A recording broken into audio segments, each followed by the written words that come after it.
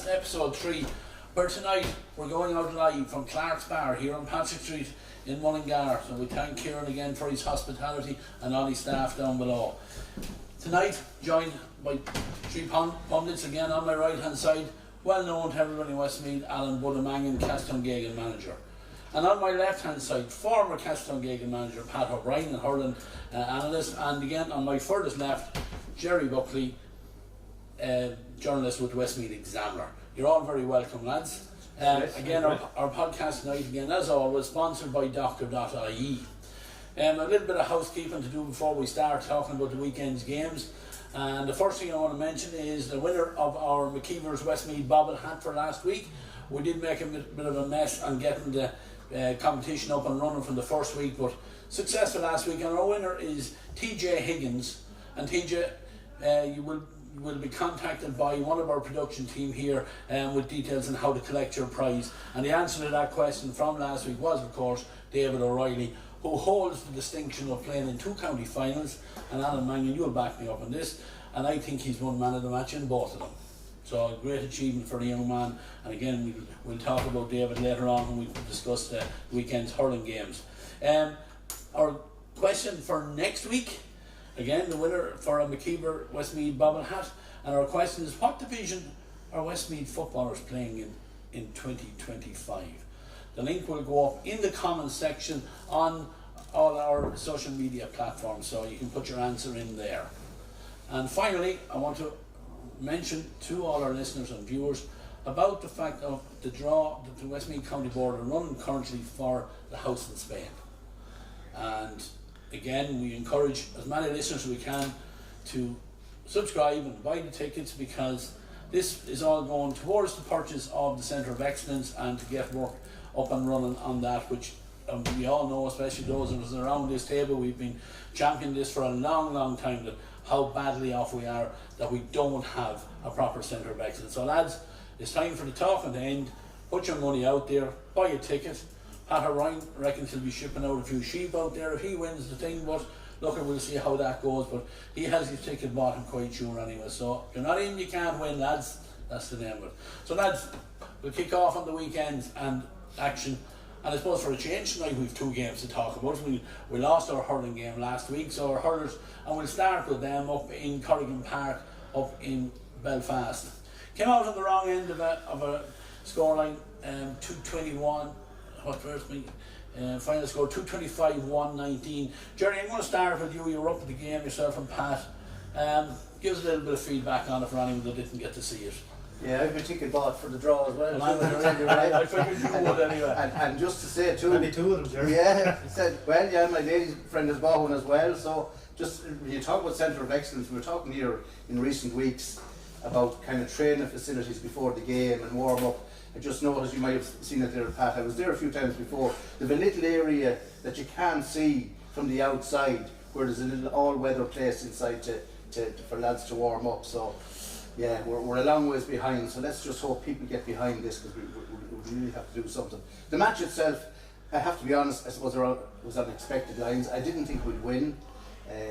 As we know, we're trying out a few relative newcomers, and Antrim, I think, with that game under the belt against Dublin, even though they lost, it stood to them. And I thought Antrim were significantly more athletic and physical team, and dare I say, a bit fitter. And I'd like to see maybe the Westmeath fitness levels improve in the weeks ahead. It's not going to get any simpler now with Dublin next week, and there's a lot to work on. I think Saoirse Bulfin said that to me after the game. He was pleased with a few aspects, but we've a lot of work to do. Yeah, Pat, you were up there as well at the game.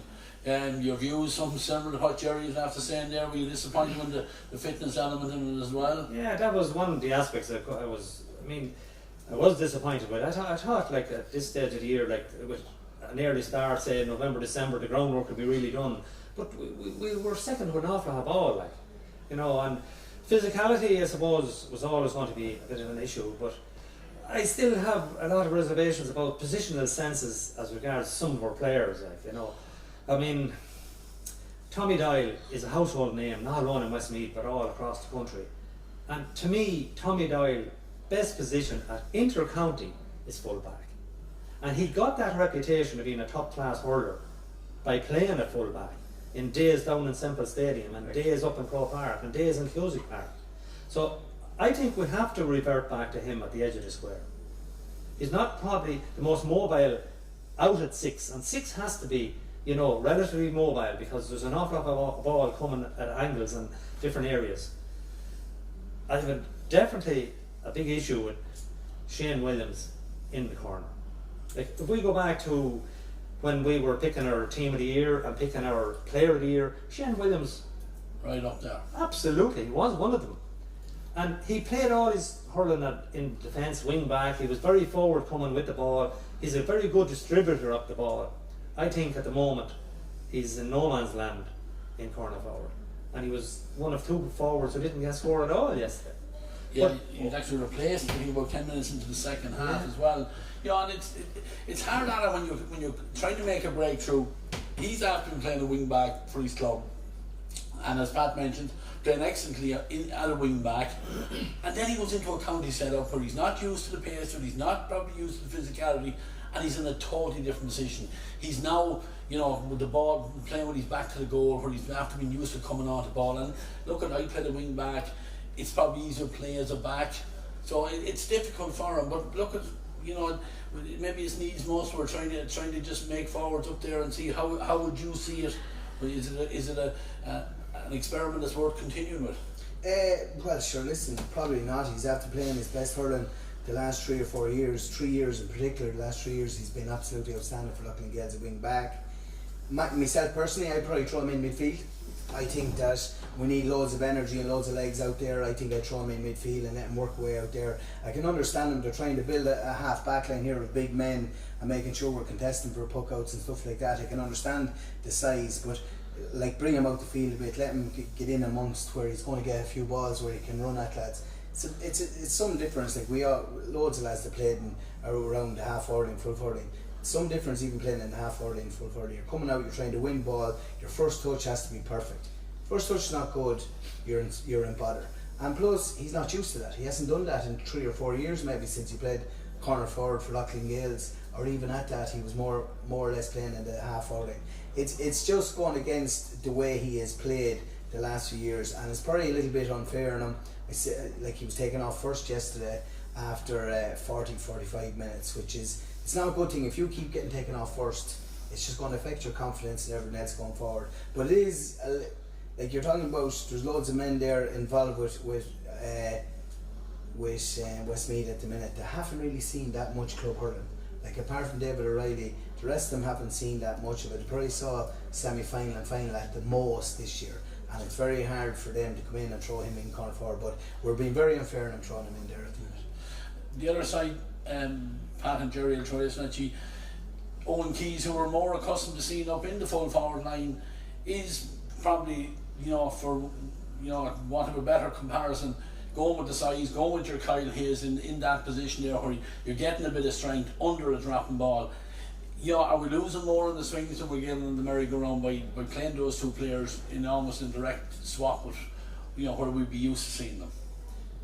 Go ahead, Pat. I think we can work with Owen Keys in the wing back. I think he just needs a little bit more time to grow into it. Like, he's big and strong and he's athletic and he can deliver a better ball. He just needs at certain times to offload it simple. Keep it simple. I'd be quite happy to keep working with him there. Okay. You know, I thought there was enough there yesterday to show that there is something, you know, about him. But on the overall setup, like, looking at the warm-up yesterday, Davy Fitz, I know he's Davy Fitz, he probably had them wound up, but they were buzzing and they were jostling and wrestling. You think it was an All-Ireland semi-final they were in. And you look down at the other end of the field and we were kind of going through the motions. We seemed to be happy, easy go, lethargic about everything. I said to myself, this is not going to end well, because the body language just wasn't there. The one thing that disappointed me looking at it yesterday was we didn't have energy. We didn't have that buzz. It was our first day out. It's our first game in a new competition, basically. We're in Division 1B, where the other one is in 1A. We're not playing the huge big hitters anymore. We're in a competition that we have the ability to win games. We were flat. And that's in simple terms. Now, I don't know whether that's down to management, that's down to players. the journey, I don't know, but we didn't have our heads in the right space yesterday. Yeah, we were 4 points down, Gerry, before I think David Williams got our first point after 10 minutes. You know, and we had missed a couple of chances by that stage. You know, ones that we needed to get settled down, get a couple of scores on the doors, and maybe get into the game. But you know, that's worrying now. The way, you know, like as Pat said, it's a new competition. But what I would also say, it's a new management. Surely a new manager you would expect would be bringing a little bit more of a spark to this, and these lads would be, you know, looking to prove themselves to this management and nail down positions. Yeah, absolutely, and I just concur, just to say briefly, with every word Pat said about Owen Keys. I think he's worth continuing with there. Took a very good point as well. But just in relation to your specific point, Joe, of course, Davy Fitz has brought a great buzz to this, as you can imagine. Big Antrim crowd there. Usual few mammies and daddies, I'm afraid, is all that was there from Westmeath, sad to say, that's all that was there. And got behind them from an early stage, and like they led from start to finish, and at no stage in the match did I think we were going to win it. I mean, at no stage did I think we were going to win it.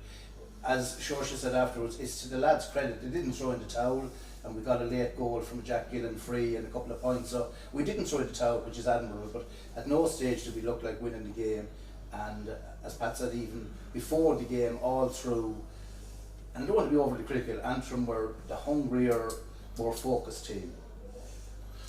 Just on that, we're possibly being a little harsh here. We don't have Niall O'Brien, Niall Mitchell, David O'Reilly, Joey Boyle, Killian Doyle. There's 5 lads that could all just come back in and go into that forward line. Yeah, but we're not just talking about the quality of player, we're talking about the attitude. We're talking about how you present yourself on the day, how you're going to represent that jersey. I mean, there's not an awful lot of games in this. There's one gone straight away. You know, you'll run out of games very quickly if your attitude doesn't change very quickly.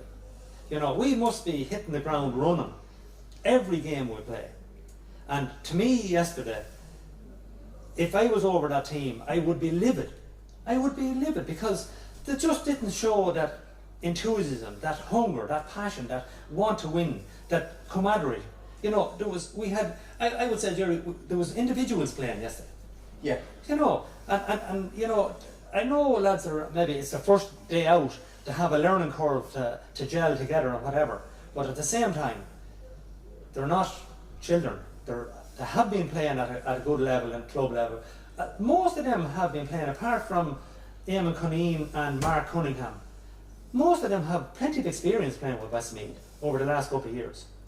So overall, you know, the whole attitude of it, I'd be very disappointed with. Yeah, But I'll agree with Alan, there is big hitters to come if they're capable of coming and they're fit to come and whatever, but it's a pity to be talking about them already. But the thing about that is they're all forwards. They're not.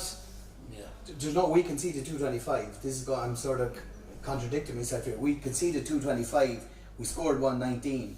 All these lads are forwards that we're missing. So we have to shore up the backs. A little bit tired in the yard. Is that bringing Robbie Gravel back to centre back, where he's playing outstanding hurling for Iarmhi the last 2 or 3 years? He won the championship 2 years ago. He was absolutely outstanding all year at centre back. We're going to have to do something about our backs. We're obviously, like, we're conceding 225. We've conceded 12 points from frees. Like, that's too many. Yeah, James At this level, no matter where you foul anyone, from the far 65 to the goals, all these free takers will put them over the bar. Even at club level, at the highest level of club level, they don't miss them. So you have to be disciplined, and our backs are definitely not disciplined. Whether that's coming to the two of you were saying about their fitness levels are not good enough, that's probably down to that. If you're not fit enough, you're going to be pulling jerseys, you're going to be swinging with one hand behind, pushing in the back, all that sort of crap. You don't want to let it handle it. And it's obviously coming from there. Absolutely, I absolutely agree with you, because I watched the game and very, very much that way. Yeah. We were lazy, we were pushing the back, we got pulled for over carrying, you know, balls going up into the forward line, dropped, Antrim picking them up, hungrier on the break, down the field and over the bar. Well, Antrim had a great strategy here between the half backs and the two midfielders. You know, they were winning ball and they were attacking, playing the two midfielders. Elliott was immense in the game yesterday. Right. And they were giving it back and then laying in good ball. There was plenty of space, like they were utilising their forwards, they were bringing the half forwards deeper and leaving room up front. Like their full forward line gave us a lot of trouble. James Norton ended up with 114. Yeah, but he won 3 from play though. Yeah, 12 of those points I think were from free. So, he started at full and then he just kept alternating, coming out to the half forward and going back in. That's unsettling. I think Johnny Byrne, he didn't know whether to follow him or stay where he was. It worked well for them, but Johnny picked up an early yellow card too, which I think impinged. But a word when I'm scribbling my notes as I'm doing a report, I write down every now and then when it's a free. Needless. And I wrote it several times yesterday. What you call lazy frees, Gerry. From a management point of view, you call them lazy. But on a positive point, good credit must go to our goalie. Absolutely, I mean, it's a superb save from the penalty. Yeah, but overall, like apart from he went short of one puck out and it got caught, that can happen. That happened. It has happened to the top goalies. I wouldn't let him wipe it off his memory. But he had a decent debut. Yeah, I felt sorry for him that happened. Yeah, because he had been playing so well and he was off his line smartly a couple of times as well. And I think he's there definitely now. He's he should be able to nail down that position. But it was unfortunate what happened, as Pat said. It happens in every game. But in general, I think he's one fellow who can hold his head high. But we're talking about the physicality in that. Ironically, Niall Mitchell and David O'Reilly were both obviously in their civvies, and they walked out at the same time and said, they're two big men, and we need big men in. There was the ball that was going in to small forwards wasn't ideal, and you need big target men there. Now, Darragh Clinton has physique and scored 3 very good points from play, but you need big men in there. So as Alan said, we have lads to come back, and we're going to need lads. Without rushing them, we are going to need more physicality in the team. But in saying that, Antrim had 5 lads in their forward line that scored 2 points from play each. Yes. We had Darragh Clinton scored 3 points from play, David Williams scored 2 points from play, and there was a scatter of 1 point from play from one midfielder and one wing back. We're not getting enough over forward line. 2 forwards didn't score at all. Two forwards didn't score at all. It's a county level, in particular in hurling, it's rare that you come away from a match and you see, when you look at the paper the next day, most forwards get a point or two. Most forwards. They get 75 minutes of a game. Yeah. There was plenty of ample opportunity. But I also think, as I said earlier, we played a little bit of individuals, and I'll highlight one. Darragh Clinton scored 3 good points, but remember his first point? Yes. It was David Williams had drifted inside. Correct. It was a pop pass. Correct. And David Williams was 1-on-1 with the goalie. That's the ball that should be in play. Yeah. And David Williams was the perfect man to go 1-on-1 with the goalie. Yeah. And that would have given us a tonic. That would have given a little bit of a heart to everybody. Early on. Now he got his point, but it wasn't. The choice was wrong. That's what I'm saying. And I'm not critical of him. It just was there. Now maybe it was easier for us to see it, sitting back than Darragh when he was on the ball and as the game was passing. But David Williams had drifted perfectly, and it was a pop pass. Yeah, there were a couple of turning points. I don't want to be too harsh on the lads. You probably know Peter Clark had a chance, literally from the throw in at the start of the second half. The ball went narrowly wide. If that had gone in, game was on, and then 10 minutes later we gave away the soft goal, at which stage the game was over. So we stuck with them for a good while without playing well. 15-10 at half time, Gerry. They got the goal. It would have been really 13, maybe, the little bit of a spark that we needed. And, Peter played well. He had 3 defenders on him, and he did awful well to get the shot in. Probably was trying to be too accurate, fired it across the goal. Front of him, and it just went out by the wrong side of the post as far as Westmeath are concerned. Yeah, that's interesting because I have no replays at it.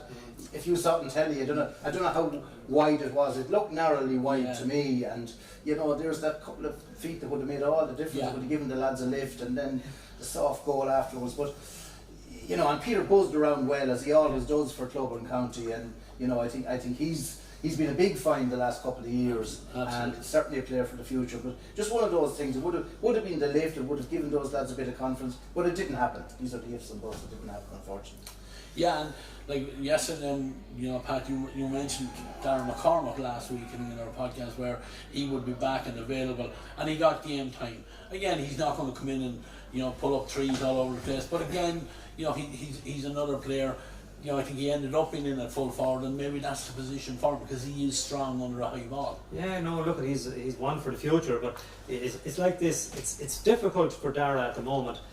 He must concentrate on his rugby because he's a scholarship and he's working with the college, and it's difficult to turn from one sport over to another completely opposite sport in the space of 24 hours possibly sometimes, you know, and perform and travel and, you know, listen to different scenarios from managers about, and he kind of get, you know, his head will be wool gathered at times, but he definitely is one for the future. He'd be hoping that maybe when the season of rugby will be finished up, I don't know what way it goes, but he is a future player. But the rest of the bench were very inexperienced completely, you know, even at county level or club level, you know, as regards senior clubs, you know, we had a sprinkling of from say Southern Gales, Oliver Plunkett's, you know, Ballymore. So the bench was light, and we did run out of legs. You know, we got tired. Like this game of hurling now at 75 minutes odd, you know, it takes a lot out of lads, you know, and energy, especially when you're playing against a team like Antrim, and it will be more evident next Sunday. When the Dubs come to town, they move the ball so fast, they're off the shoulder, there's always a lad buzzing around. And if you do your best to keep up with them, well, your energy levels are going to get sapped. And we only think, Gerry, that we don't seem fit enough at the moment. So that's where you need a much stronger bench. But the few lads that did come in, it was an experience for them, you know, to give them an appetite. Well, maybe this is what I want. But thinking about like what Alan was saying about these big guns that are supposed to be in the sideline coming back from injury and whatever, the lads that were out there yesterday should say, well, I don't want to give up my place. I want to stay at this. I want to be the fella that hangs on and play with these guys. You know, if it helps to improve the team, but it'll also help to improve me. So, I don't know. Well, the jury's out. But the way the game is played at the minute, you have to be superbly fit. Yeah. The way these teams are playing against us, they're moving the balls short, they're trying to get maybe 4 or 5 hand passes or short stick passes before they let the ball in. You have to be phenomenally fit. It's nearly gone like the county hurlers nearly have to be as fit athletically as the county footballers are going to be, the way it's being played. And by the sounds of things, the Westmeath, from talking to a few lads, the hard training has not been done yet. Now maybe they're holding off and they're probably going to do it and say, listen, we're going to put these 3 weeks down to hard training and then we're going to taper off or whatever. I don't know, but whatever way they're doing it, we have a big game coming up this weekend, but the next 3 games after that are really, really vital to us, and we need to be on fire for them 3 games, because if we're not, we could see ourselves back down in Division 2, and that's not the division you want to be in, because when you look at the teams that are in that, there might be one decent enough team in it, the rest of them are extremely poor to what we should be playing. Yeah, like on the training end of it, Pat and Alan throw this, and you yourself and Gerry would maybe not as much knowledge of it, but how long does it take to bring up fitness levels for those lads, or is it always an ongoing thing, or what, you know, like, can you improve fitness much in 3 weeks? Well, with the way their games are coming, I can't see where they're going to get a block of training in that they're going to get fitter. It's like when we were playing with the county back in the day, we did 8 to 12 weeks of really, really hard training, and that's where you got. We did November, December and January was just, you nearly didn't want to go training, it was that hard, but at the same time it was very enjoyable after that. By the sounds of things, these lads haven't done that type of training yet. I don't know where they're going to get the time to do it, because they're playing again next week. They have 1 week off in the middle there somewhere, and that only gives you a 2 week block, or maybe 3 at the most. You'd want to be training 5 times a week if you're going to get them up to the level that they should be playing at. Yeah, and you know, I've no inside knowledge of what they've been doing, but it's a kind of a bugbear of mine. Everybody talks S&C now as if it's a real, you know, 2 sexy letters of all things fitness wise, and you know, is there still a place to, you know, do what we used to do in old times under Ray Smith, when we would be running laps around the field and Tom Allen, Yeah, is there a place for that, Pat?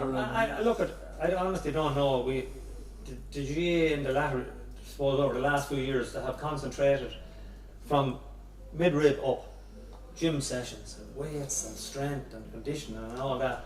But at the end of the day, if you can't run to the ball faster than your opponent, it doesn't matter how strong you are, how big you are, how physical you are. If you have a small nippy fella who's lively and he touches good, he gets the ball, you can't do anything other than foul him. So I don't rightly know, but I know this gym, to me this gym is nearly overdone in some aspects. So it's a rude awakening to any young fella who's coming into a county setup, because number one, he has to get fit, which basically is a grueling ordeal to be done. but he also has to do all this gym work. He also has to turn up for the training ball work during the week. He also has to do his dietitian, proper food. He also gets his rest in. So I don't know what else he thinks he's going to be doing, because he's going to be a professional in an amateur sport. And we're only talking about Westmeath in Division 2, so you can imagine what it must be like for the teams that are going all the way to the end of the rainbow in the All-Irelands. But it's not an easy gig, but at the same time, I've said it numerous times, I admire every fella that puts on a Westmeath jersey, from number 1 to number 31, because he puts his life on hold, he gives a commitment. And that's why it's hard on us to be critical, because you can't, in one sense, it's unfair to be critical of them, but on the other sense, we are proud Westmeath people. Totally. We have come up the line from back when we were playing ourselves and seen teams that we weren't playing with, and then we've seen maybe some of our offspring playing now. The thing is, we're proud of the jersey, and when I see a team going out that I would say to myself doesn't have that passion or that hunger or that drive on any particular day, that disappoints me. And personally, maybe it doesn't disappoint everyone else, I don't know, but me, I go mad when I see that, because there's potential in everybody, and if you work hard enough at it, you will get to it. You'll get to a level, and this level in Division 2 is, as we said last week, there's a lot of teams around us now that, as I said, a mini league within a league that we were capable of beating. Antrim, we did say, was always going to be difficult going up to the north. We had no game under our belt. They were wounded from the Dublin match. It was, realistically, we could have been beaten by 20 points yesterday. We could. You know, in all honesty. But credit, we kept playing, plugging away, but next Sunday won't be any simpler. Yeah, it will be much more difficult. To that one. They'll certainly want to be bringing some class of an A game or close to an A game to this game against Dublin. Or is that how you look at it? You just look for a performance? Do we write it off as we're going to be beaten or not? I don't think that can be in anyone's psyche going out into a game, because you look at some of the fixtures from yesterday, and one in particular jumps out off Division 1B, and that's Carlow overturned Watford. So anyone can beat anyone, it looks like. Yeah, that was a sensational result, and fair play to Carlow. I have to give Carlow great credit. You know, Pat's mini league, he's right, but that you kind of wonder now, maybe just Watford were poor, but you have to hand it. It's a fantastic result for Carlow, and I concur with Pat too. I wouldn't like to be coming across as overly hard on it, but based on what we saw yesterday, the improvement is needed. And in fairness, Shosha Bulfin said the same. He did say the same. He wasn't saying afterwards, wasn't that great, lads. He accepted that there's a lot of work to be done, but so we have to do that work. And as I said last week, we've been talking the last couple of years about this stinker of a division we were in, and it's much too hard. Let's put us in a division where we can win games. Absolutely. So let's win some of them. And yesterday's display, frankly, wouldn't win too many matches in that division. And that's my cold analysis, but I'm a passionate Westmeath man like Pat, but being cold and analytical about it, that display yesterday wouldn't win you matches. Going into next Sunday, I would say we need Saoirse more so. He needs to see a huge improvement, but he also needs to see a performance. The result, I don't think we're in the same level at the moment as Dublin. And looking at yesterday, we're definitely not, because even Davy Fitz said that he could have lost by 20 points to Dublin in Croke Park. We definitely could have lost by 20 points to yesterday. We need a performance, because the following Sunday we're playing Laois, and it is our All-Ireland. We must beat Laois to stay in this division. If we lose to Laois the following Sunday, it's extremely difficult to see how we're going to stay in the division. Taking it also that Laois are going to be coming that Sunday to Mullingar, more than likely with no points, because they were beaten by Offaly yesterday, and I think they play Waterford next Sunday in Waterford. Yeah, and the fear of a backlash well, down there. It's just, look at Carlow done something that was unexpected yesterday, and they really set the cat among the pigeons, because they only need to get 2 more points, you know, against either Westmeath or Laois to be really comfortable in this division. And that means Offaly have 3, so we have to get a minimum of 4 points. And you must target your very first game, which is at home against Laois, especially if they're coming, hopefully, with 2 defeats under their wings. So performances the utmost next Sunday. Yeah, probably the minimum. Yeah, but it's like the lad said, Pat alluded to, they were very flat yesterday, and from the start, even the warm-up. That, and I know players have to take a certain amount on board, obviously, but that comes from your manager. Your management in the dressing room gets your players going, revs them up for the warm-up, revs them up in particular for going out for the start of the match. So Saoirse Bulfin has a big task next Sunday, regardless of what the result is. As Pat and Gerry said, if we can get a performance what you're looking for, to set the tone for a week later against Laois. You go out next Sunday and get beaten by 12-15 points. It's going to be extremely hard to get these lads going again for 6 days later or 7 days later or whatever it is. So it's a lot of it has to come down on top of the management as well. If things are flat, the manager has to go into the dressing room and say, that's not good enough, that's not flat. We played in county finals under Pat, and even championship matches throughout the year, league championship matches, even the games that you'd be expected to win.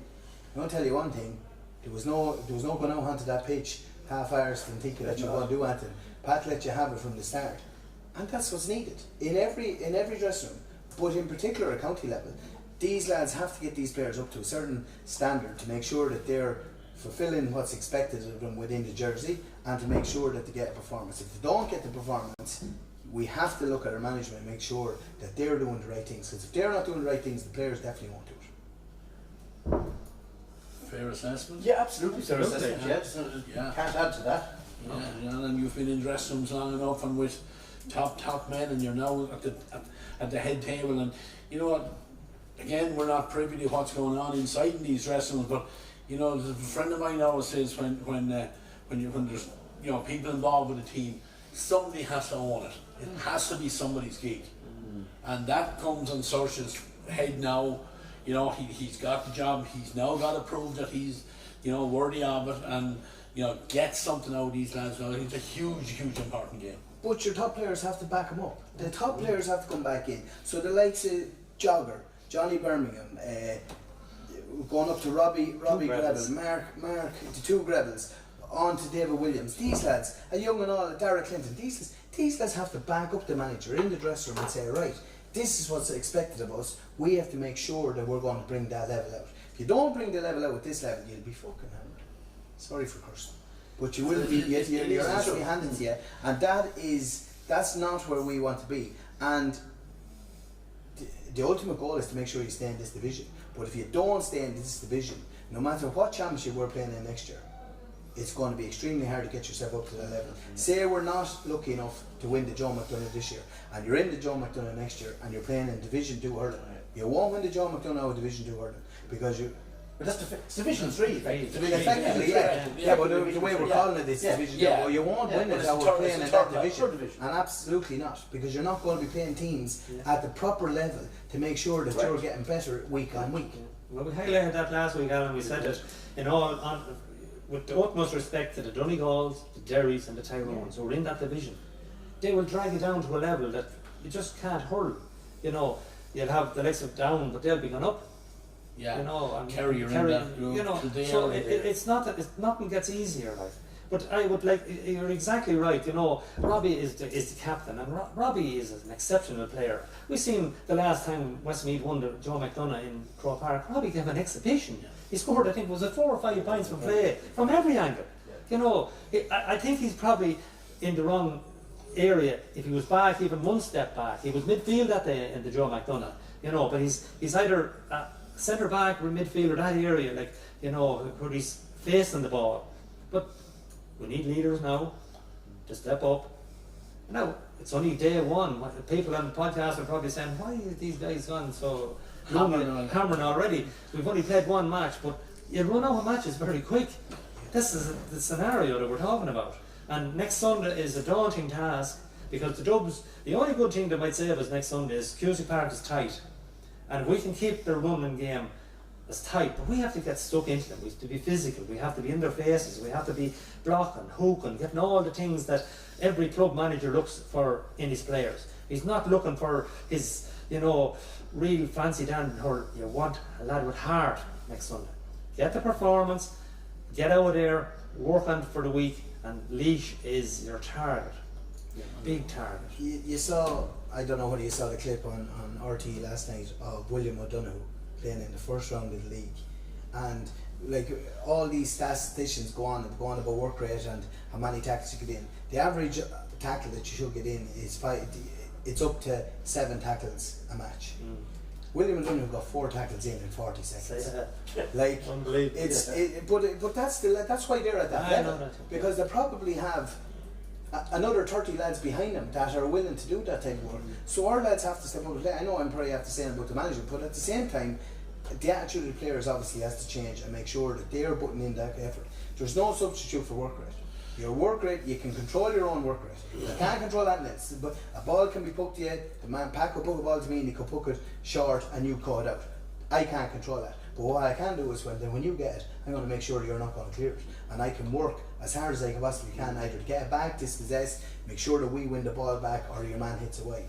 There's no substitute for work rate, and that's what Westmeath need, because we're not blessed with the top 30 hurlers in the country. We might have 3 or 4 lads that are up to playing at a really, really high level, but the next 15, 20, 25 lads have to get themselves up another step, and to do that it comes with work rate. Yeah, Gerry, you know, we've spoken about this, me and you, that you alluded to it earlier on about Division 1, Division 2, Division 3. We're one of the top 14, but on any given day we can be at 17 or could be at 12.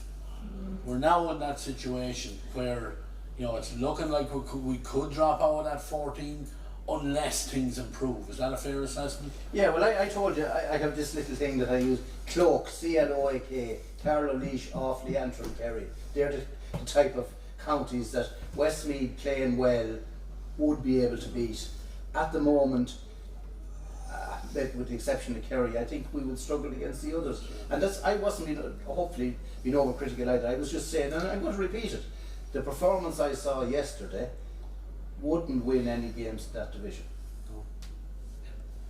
Just talking on what Pat said earlier about the running and the things and lads getting really strong from here up to here and so forth. I listened to a podcast that was done, I can't remember who actually did it, but James McCarthy was on it.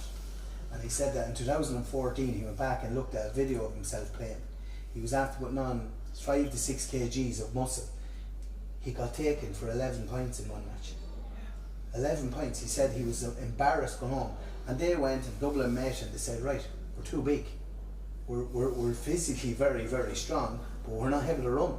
So they won the All-Ireland in 13 and in 14 they got blown out of the water in a good few games. So then they went back and they rectified that and they won, what, 6 All-Irelands in a row? 6 in a row, and they got the balance right. They got the balance right, and the balance has the to balance be is the word. Yeah. And that's down to management, whoever is in that area, whether it's S&C or whoever it is. It's to get the balance of fitness and strength. You know, there is certain players that definitely do need to bulk up a little bit, you know. But mobility is vital important, more so in hurling, because the ball moves so fast, you know, and it's a lot of play nowadays is off the shoulder, which means basically, for anyone that doesn't understand it, you win the ball, you need to see Gerry moving forward, give that pass forward. You see the Limericks and the Corks last Saturday night, it was continuous little quick passes. Shot away. And you see, it moves it, and the man in the better position takes the shot then, you know, whether it's to clear it or go for a score or whatever. But, you know, there's a lot of work to be done, hopefully. It's not going to change overnight, but it's a work in progress. But definitely, we'd say we'll keep the jury on the back seat for the moment and we see what the attitude anyway next Sunday. It's what you want to see, a major improvement. Absolutely, and then get a decent performance out of it. But we're looking to the game after that. That's the Laois game. Have we had a lucky break in the Laois match, being frozen the first day? Maybe hopefully a couple of lads back for that, because as Pat said, it's absolutely, it's not hyperbole, that's win or bust. Good luck. Yeah, if we don't get 2 points there, we're not going to pick up. At this stage, 4 maybe enough to keep us up, and it's terrible after one game, that's the way we're talking. But if we don't get the 2 against Laois, we have to start somewhere. You look after that, then we end up with, after Dublin, you're going to have Laois, Offaly, Carlow, Waterford. Yeah, well, the way I would be looking at it now at the moment, the way Carlow have 3 points, Offaly have 3 points, Carlow are in a better position, I would say, to pick up 2 more points. If we can beat Laois and go to Tullamore and beat Offaly, Offaly will be on 3 points. They still have to go and play Waterford and Dublin. One of them is away. I wouldn't be overexcited for Offaly after that. Carlow, would be safe with 5 points. In fact, Carlow would be pushing for 2nd place because if Dublin were able to beat Waterford, the fact that yesterday Carlow won the match really sets it very interesting to watch, number one, but from a Westmeath perspective, it's very, very awkward. It just means you must have a minimum of 4 points to have any hope and some results going with you.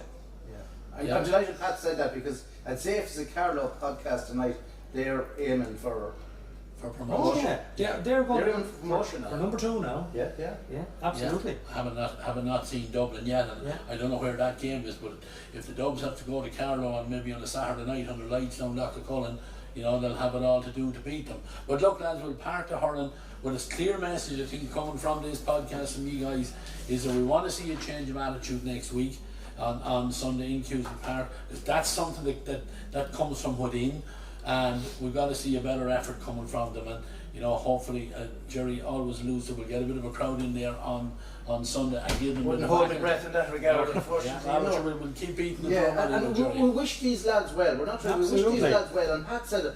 I'd love to be here, please God, next month and saying, do you know, it wasn't X, Y and Z. I tell you, he played so well that X, who thinks he's guaranteed his place back, will have to fight for it. That's what I'd love. And I was a selector in there with them lads for 2 or 3 years. They're a really good bunch of fellas, really good bunch of young lads. They will train hard, no matter what they're asked to do.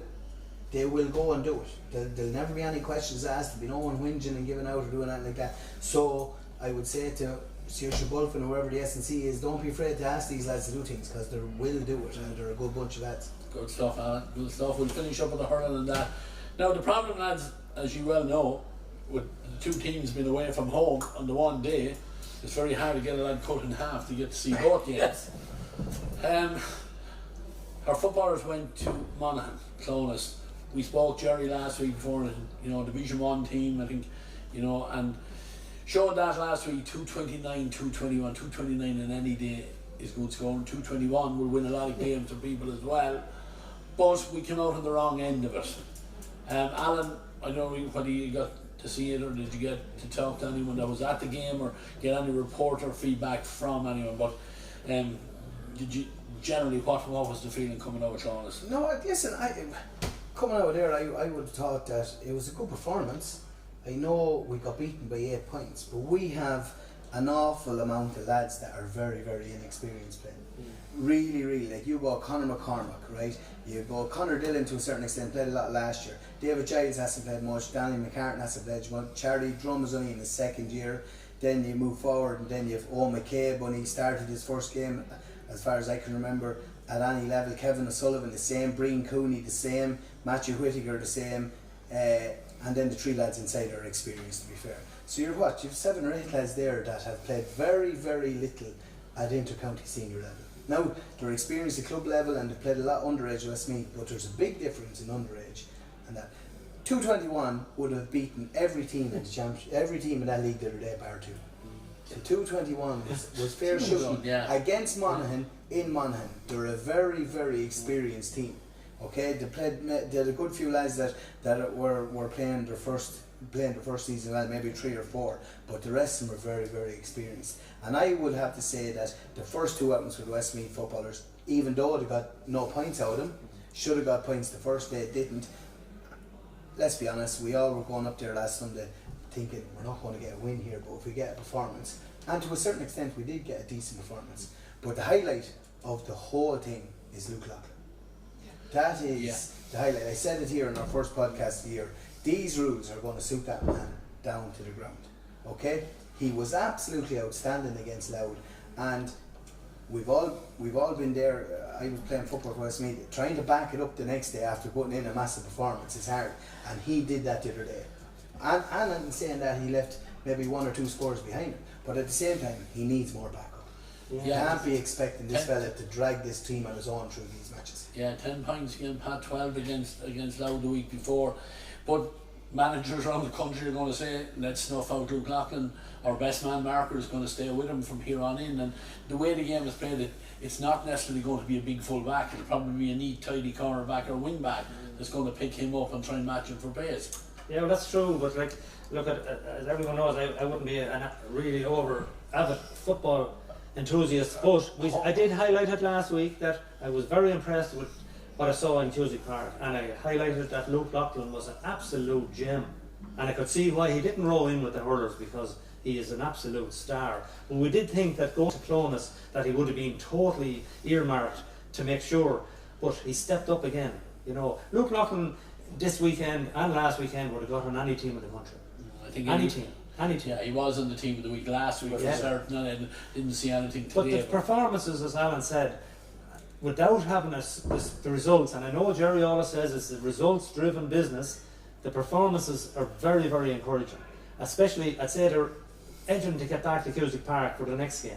You know, because, you know, if they can bring that level of performance, there's not much in a lot of these teams, especially when these new rules are working out. Like, you know, like an old money, Gerry said it was 217. 217, yeah. I remember looking at scores for years and years in the last 5 or 6 years, 10 points, maybe 1-8, 12 points. You know, now we're actually starting to. We've freedom to play in the new rules system, and it will suit all these new players Alan that brought on there. You know, they'll get to express themselves, and they're quite happy. And I'd say some of the old brigade that have just gone out are saying, well, why didn't they bring in them rules 2 or 3 years ago? And you can imagine James Dolan. Sure, he'd be like a wizard, he'd be all over the place. You know, because as it was, he was up and down and up and down. But these rules would have suited him. But any team that goes to the north and gets a performance, and if you get a result in it, it's a bonus, because it's the hardest place in the country to go. Clonus is really a colossus, because they have, you know, the likes of Mangan and all these, they're hard people up there. They're passionate about their football. You know, they'll begrudge you going up to get 2 points off them. You know, and it was a great achievement to score 221. Now I know you look at the other side, well, God, we'll him to go. The goalie was a sore foot kicking out the ball. He must kick it out 25 times if he took away some of the two parkers. But it's an awful lot of play. But the rules are enhancing the game. I think it's suiting Westmeath football. Yeah, because we're not always blessed with the biggest of players, but we do seem to have good, nifty, mobile players. And Alan mentioned Conor Dillon, and you know, Jamie Ganood, you know, different, and Ronan Wallace can travel on there, Sam McCarron. We have plenty of good athletes playing with us. But Gerry, just on Pat's point about Northern football, we have 3 men on the sideline there that, you know, would be well familiar with Northern football. Yeah, and I would have said, I think when we did this initial podcast, I wasn't as downbeat about the football as a lot of people who were out. Most people I met were saying, oh, we'll lose all 7 games, oh, we're going to lose all 7 games. No, we might lose all 7 games, but I didn't think it was going to be just as simple as all that. And the 2 performances, I obviously only saw one of them, but reports I've got have been very positive about yesterday. Unfortunately, no points on the board, and next match is a trip down to Cork. And I saw us score 25 points in old money down in Cork, and we lost. So I don't know what you're going to need to score to win down in Cork. So the fixtures aren't kind to us, and the more games you lose, the more pressure you're under. And we're under pressure already. But the reports I'm hearing are very, very good. Again, we'll be soon doing the maths saying what's the minimum number of points you need to survive, and where are we going to pick them up. So for all the positives, God, give me an 8 points to 7 win the next day in a match that everyone in Ireland is saying the worst they ever saw. Cute football, hard and Westmeath should be ashamed of themselves. I won't be a bit ashamed if we get 2 points. Well, I think that if they keep playing the way they're playing, they will get a couple of results. There's no doubt. Like you're saying about Luke Loughlin, I don't care who the cornerback is in the country, they won't want to mark him one-on-one inside, because he is so quick that he's going to beat anyone out first ball, and he's physically extremely strong. He hit a lad from Mangan with about 7 or 8 minutes to go yesterday, and he absolutely rattled him. Your man from Mangan didn't get up for about 30 seconds. He was absolutely rattled, and we're talking about a so-called small corner forward. He's not a small man at all. He's all there. He's big, he's quick, he's athletic, he's physical. And in saying that, we have loads of lads that are out. Like Matty Whittaker was very, very good yesterday. Run out of steam with 5 or 10 minutes to go, but he was playing Sigerson during the week. He played a big Sigerson game, quarter-final at the Sigerson during the week. Was very unlucky. He was the best player on the field in that game as well. And like we've other lads, Conor Dillon was outstanding at cornerback. The problem with cornerbacks now is they're going to have to learn how to mark one-on-one. Yeah. And it's not going to be easy. You are going to have to be like the John Kane of old. John Kane didn't matter if there was 100 yards of space in front of him or 1 yard. He was stuck tight to you and he wasn't leaving you. And that's the way your full back line is going to have to be. And you were saying that it doesn't matter if you're big or small or whatever. You're going to have to be seriously disciplined, quick and strong to play in that full back line. And it's great to see. Like I'm sick looking and Pat says you won't be the biggest football enthusiast. I wouldn't blame you because to look at football the last 7 or 8 years you couldn't look at it. But now you're looking at the scores 119 to 215, 115 to 117, 321 to 20 points. They were the other 3 games in the league. Like you wouldn't mind going watching football matches with that sort of score. Even last night on the telly there was Gerry and Kerry. And the game looked wrapped up for Gerry, who would score a goal and then scored a point. And all in the last 60 seconds or something, Kerry scored 2 goals. Like, you know, games can change. Like there's nobody, you're never beaten in this game the way it is. And we've only seen 2 weeks of it. You know, hopefully it'll continue like that. Like, but just getting back to the Luke Loughlin's and the forwards like that. If you're a defender now, this management and coaching must come in really, really good. How do you stick tight to a lively Luke Loughlin and don't foul him? Put him under the pressure because the referees are going to be given every advantage to a forward. Once he has a ball in his hand and he's moving and he's turning or whatever, if there's so much isolation in one-on-ones, it's tough being a cornerback, I tell you, this game now because you cannot foul. Yeah, we looked at the game myself and Shane Donoghue last week and we spoke a little bit about it, but Shane spoke about the setup of the 3 forwards when you lose possession. And I seen clips on, I think it was on Saturday night, I seen in some of the games, and some teams are setting up with the 2 men out on, let's say, close to the 65 with 1 man at the tip of the triangle in front of the goals. Other teams are playing with the 3 of them, you know, bunched in. But the whole thing about these new rules is that when you turn over possession, or if you turn over possession, it's got to go straight away. Otherwise, the 11 get back, and Luke loses his opportunity to avail of all his strengths. And this is where the goalie comes in. When they do get back, then that goalie has to try and get forward to make that extra man. Yeah, that's what he has to do. He has to come forward. If you saw, like, you saw your man Niall Morgan the other night, Ethan Rafferty. Like Ethan Rafferty scored 6 points in the match, 3 2-pointers. Do you know what I mean? Them lads are going to have to come forward to create that opportunity. But if you move the ball quick enough, a goalie should never get time to you. Yeah. Do you know what I mean? And that's going to, in terms of a corner back, if I was telling my corner back and he was marking Luke Loughlin, you need to keep him running away from goals. If he wins the ball and he gets a chance to turn, you're in bother. You're in serious trouble. They need to keep him pushed out, keep him going away from goal, and make sure that you have plenty of lads coming back. 1 lad to tuck in behind you. That if he does beat you, there's another man there for him to beat. But it's great to see the art of one-on-one defending coming back because backs have had it easy for the last 7 or 8 years. Yeah, well, you defended in numbers, and that was easy. You just get in among a group of 14 outfield players and make no space. On our own goalkeeper yesterday, Conor McCormack, I think he kicked 1 wide, so he did. He had more of an impact, I think, and probably as this league will go on, he'll get more accustomed to it. I think last week I said about it, he was shooting kind of from the left side of the pitch with his left foot. Maybe he needs to come forward on the right hand side and come in on his left foot and kick it. But you can see the advantages to it. Yeah, and Jason Daly, maybe I'm a little bit disappointed I don't get the same chances. Well, he's injured at the minute, and I don't think it's good. He's a back injury at the minute, so he wouldn't be able to play at the minute anyway. So, and I'm not too sure how good or how bad it is, but apparently he's not able to play at the minute anyway. So who knows? Maybe when he comes back, he will be straight in. Yeah, but the big thing for our goalkeeper is with our kickouts, we need 2 big men in the middle of the field. Absolutely. Yeah. That's what we highlighted last week, Alan.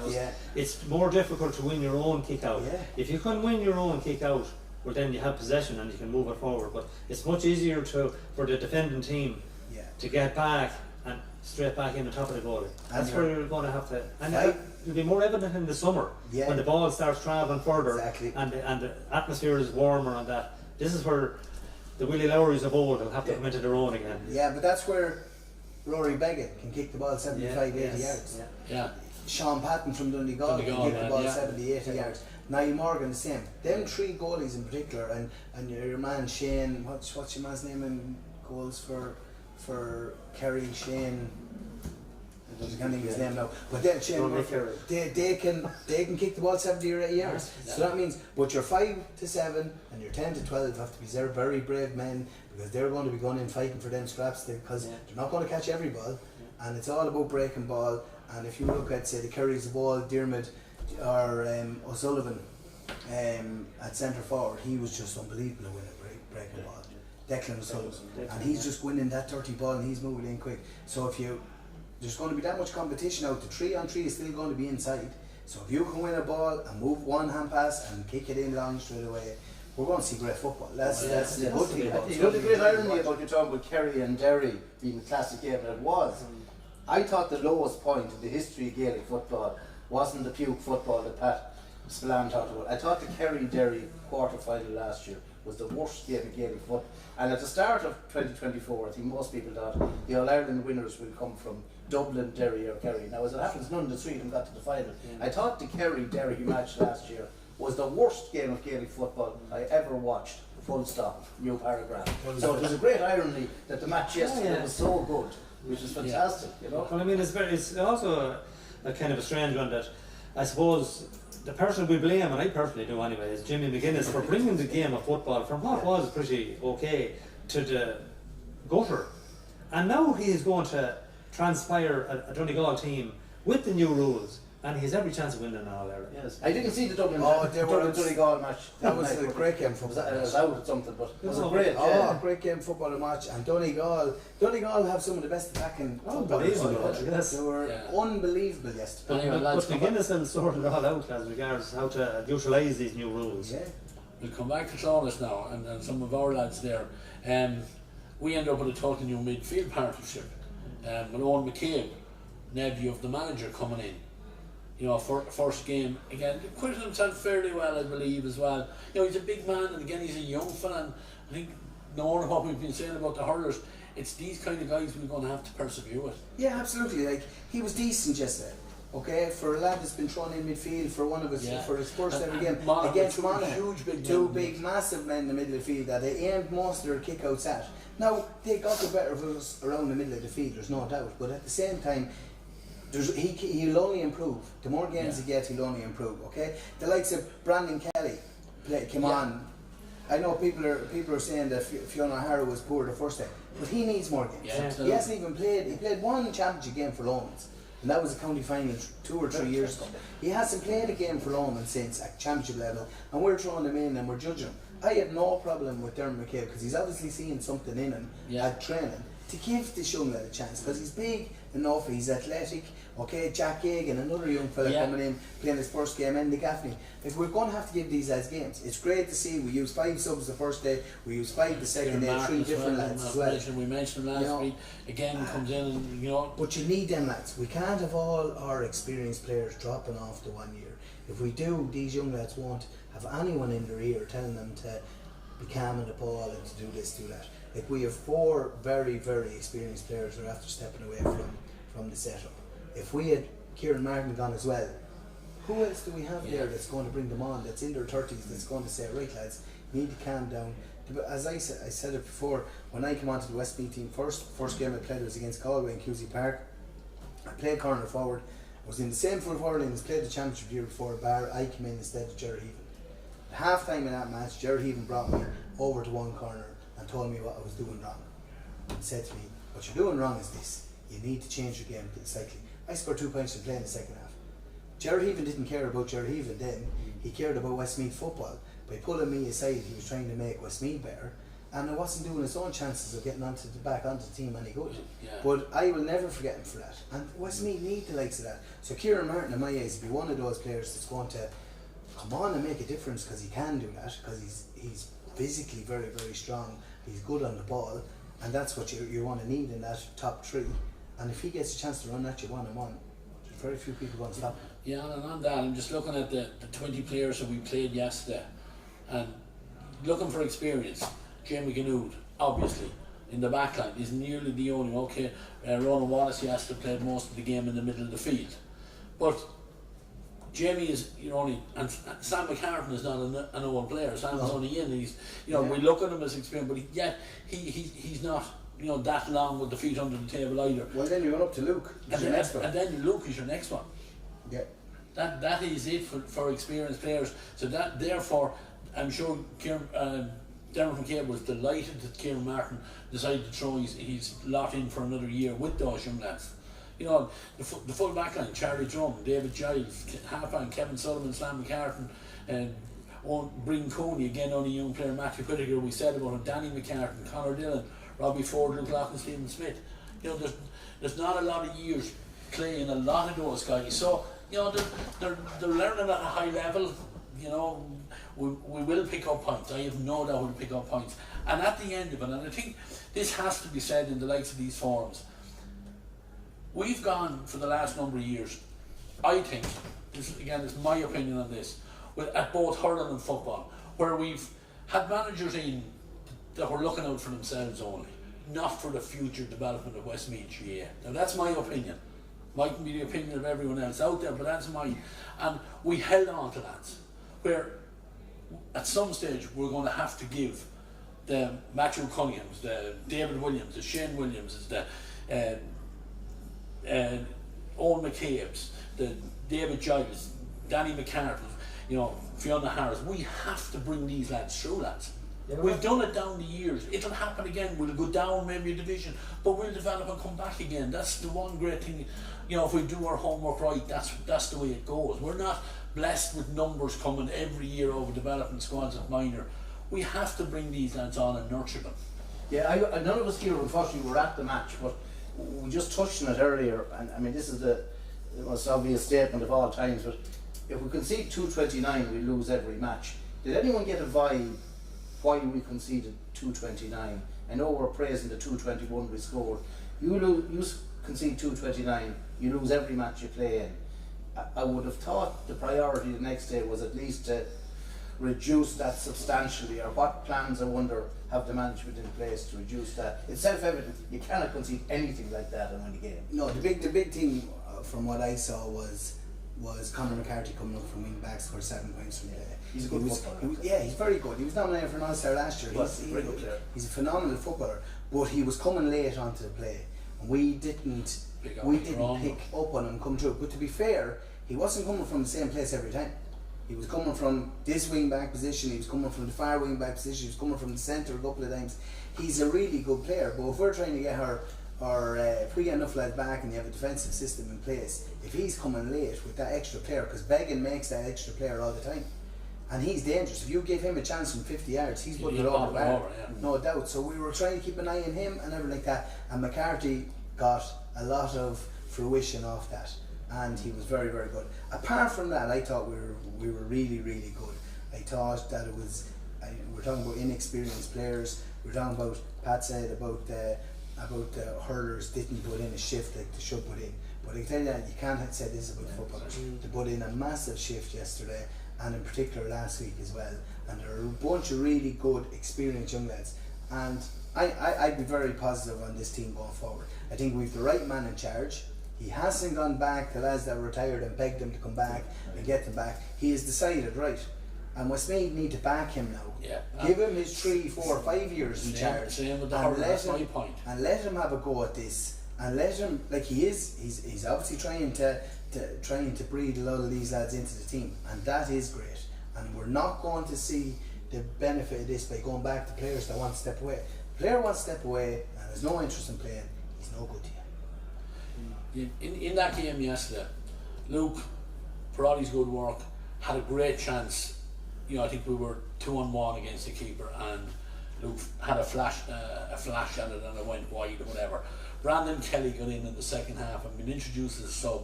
Again, the quality forward.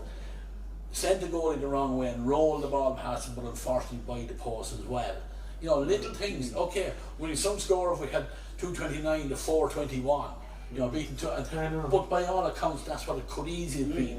You know, there is talent, and that's Alan. You've really made, you know, driven home my point. We have to have patience with these two managements. We can't keep chopping and changing. We have to let these lads develop. But just on your point, Red, it seems to be, I suppose, more quality player available in the football end of it, possibly than the hurling. You know, and even it's not the end of the world if you dropped from Division 2 football to Division 3 football. It's still a very good standard in Division 3 football because there's another division under it. Whereas the hurling it's 1, 2 and 3, and 3 is nowhere near 2.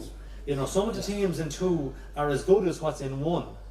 But if you fall from 2 to 3, you're going down to the valley. No, you know, there's nothing. Absolutely valid.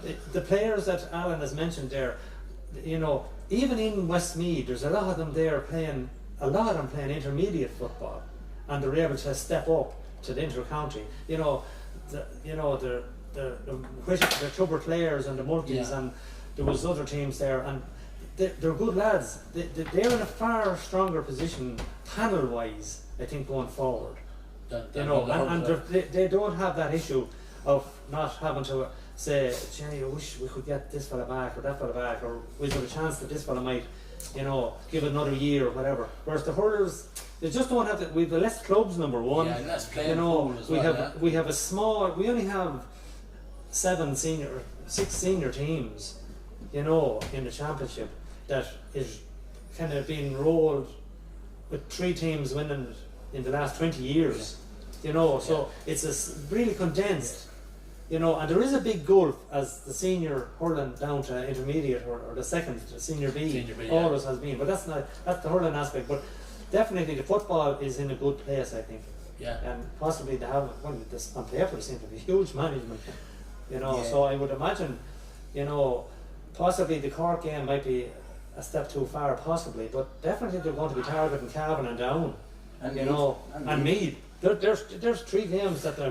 We've always been very competitive with Cork down. Yeah, like always. Like Cork have never wiped the floor with us. So I hope that tradition keeps going into this weekend.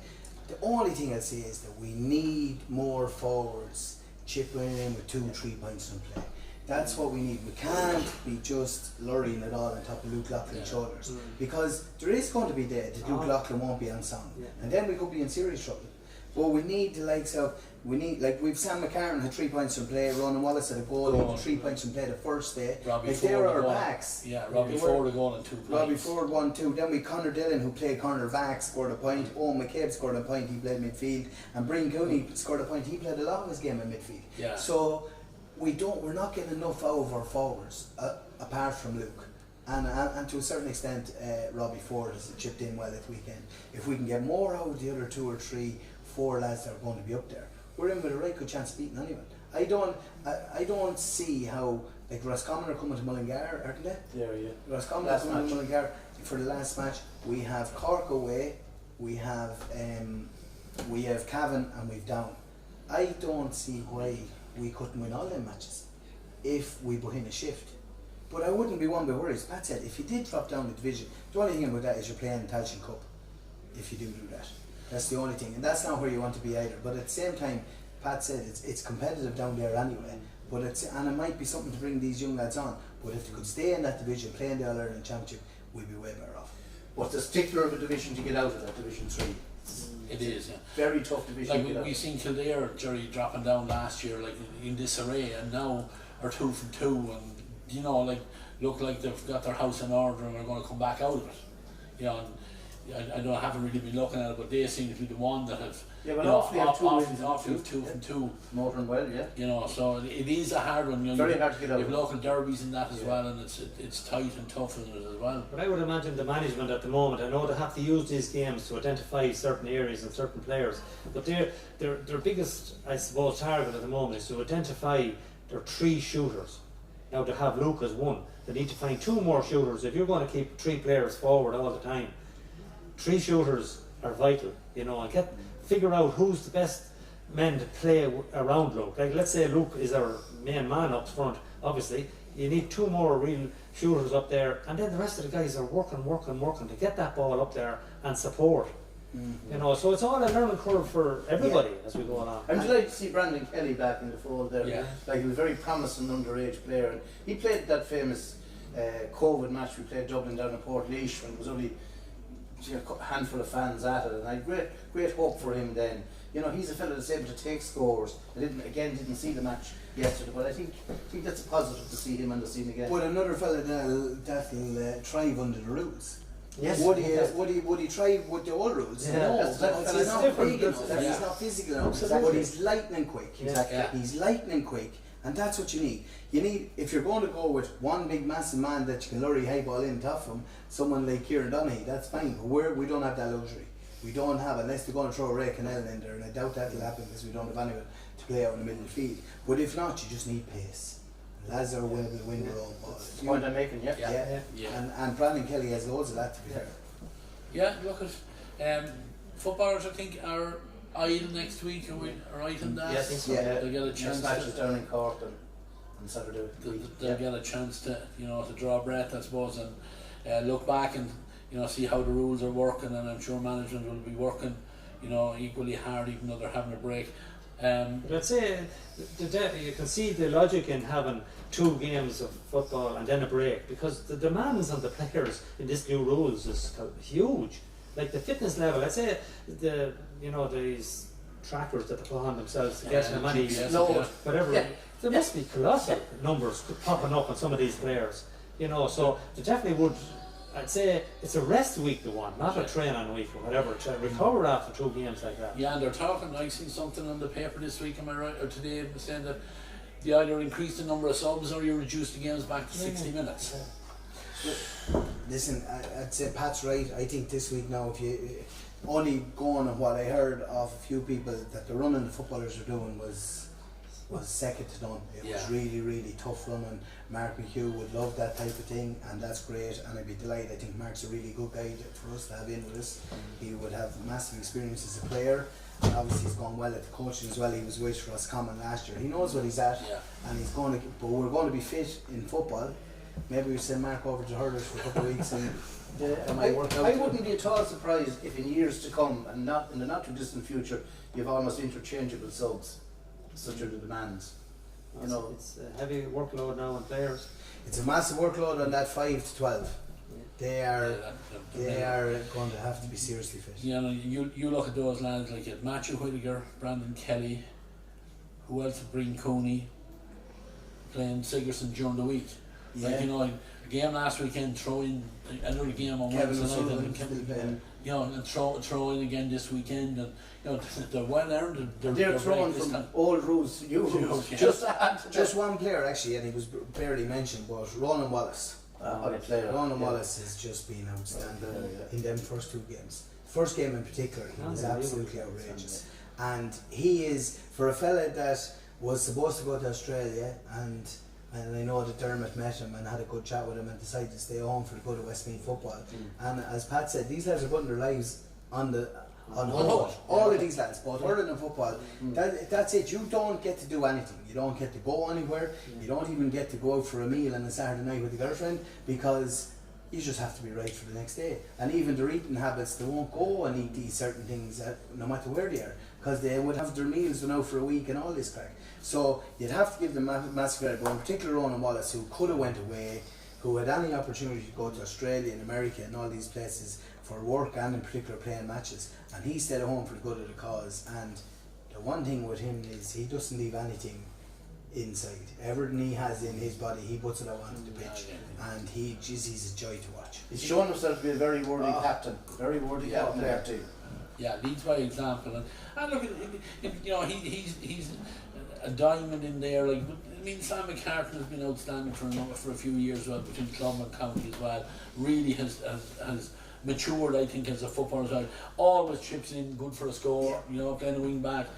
Matthew Whittaker, I think, is really. Pat told a story last week about his brother Aidan. Seen Matthew, I think, in a school. Under 20 a couple of years ago. So I was playing. Westmeath were playing Kildare, I think, and said he was a he rang me and he told me he's one for the future. Yeah. He said he was exceptional. If he got an outstanding, Hassan got an outstanding goal on Wednesday night against DCU, you know, for Technical University, Shannon, is that what we call, or Midlands, whatever, but anyway, at Loan, and he was outstanding for, and yeah, you know, he's coming from an intermediate club, but he is a quality footballer as well. Desi often used to name check him. We were chatting to Desi about players for the future. He name checked him and he's proven right. And Aidan O'Brien's a great judge of football, that's brother too. And like Matthew Whittaker was terribly unlucky in that campaign, was a star against Kildare, then played against Wexford, and I think had a little niggly injury, and I think the management wanted to take him off at half time. He said, no, I'm grand, and then he backed himself up and then missed the Meath match, and we went out timidly to a very beatable Meath team. Another hard luck story, but certainly a player for the future, there's no question about that. But the big thing, I think I referenced this in our first podcast about podcast that I listened to with Jody Gormley, the poor man that passed away from Tyrone, he was the manager at Trilling. He said that if your best players are your leaders, if your best players are your leaders on the team, you don't have a problem. We have three lads, our three most experienced players are Jamie Canood, Ronan Wallace and Luke Loughlin last Sunday and the Sunday before, and they don't leave anything in the tank. They empty the tank every time. And when you have three lads like that leading the team, and then you have someone like Kieran Martin coming on and doing the same thing when he's on the field, you're in a decent place. And these lads are in a decent place, and if they can keep going at that, I've no doubt the results will turn away. Yeah, absolutely, I hope so. Anyway, before we finish up, Gerry, I know the Brother Bosco Cup is something that you hold close to your heart, and we have a Leinster final coming up next weekend. We have, big match. And I think we're not clashing with anyone, so we'll be able to make our way to. Please God, and unlike the Westmeath teams, there'll be big support for Coláiste, huge support, not just parents and obviously fellow students, but there's a big buzz about this match, I know that. And talking to Paddy Walsh, who of course was a member of the only team that won it back in '83, and he was playing in '81 in the first final that we're in. I've seen both teams. I've seen Coláiste several times. I saw Artskull to Trinode in the semi-final. I think Coláiste have a great chance. There's no doubt in my mind about that. I think it's going to be a cracking game of football.